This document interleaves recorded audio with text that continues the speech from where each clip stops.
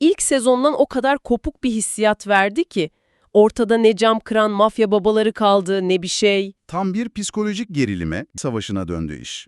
Sırların ifşası arka arkaya geldi. Önce İlyas'ın kızı Serap geldi ve öğrendik ki o büyük, saygıdeğer mafya babası Yusuf Soykan, Serap henüz 16 yaşındayken ona tecavüz etmiş. Çok ama çok ağır bir sahneydi o. Serap'ın tüm ailenin gözü önünde o gerçeği haykırıp intihar etmesi, o mafya güzellemesi yapan herkese atılmış bir tokat gibiydi. Mafya dünyasının o silahlı külahlı, işte racon kesen erkek yapısının temelinde aslında neyin yattığını gördük orada. Neyin yatıyordu? Kadınlara uygulanan bu sissiz, sinsi ve vahşi psikolojik, fiziksel şiddetin yattığını.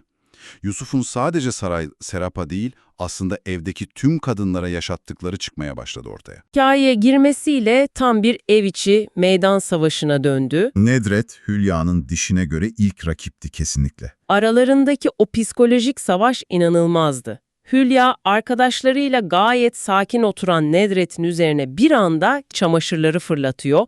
Neden?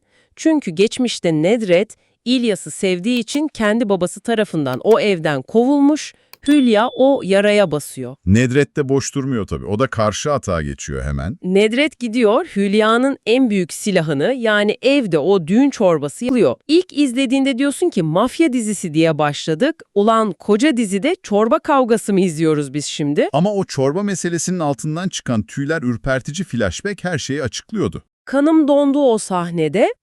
Geçmişe gidiyoruz, Aslan henüz kundakta bir bebek. Ağlıyor, susmuyor. Yusuf kendi çocuğunun sesine tahammül edemeyen o büyük adam, zorla çocuğu halası Nedret'e verdiriyor. Hülya annelik içgüdüsüyle vermek istemiyor ama adam zorla koparıyor. Yetmiyor, Hülya'ya dönüp çocuğu 2 gün görmeyi yasaklıyor ceza olarak.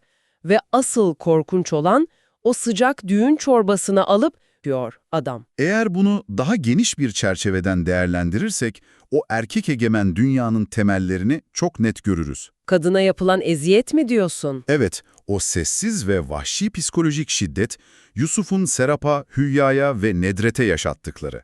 Sokakta düşmana sıkılan kurşundan çok, evin içinde kadının dökülen o çorbayla atılıyor o şiddetin temeli.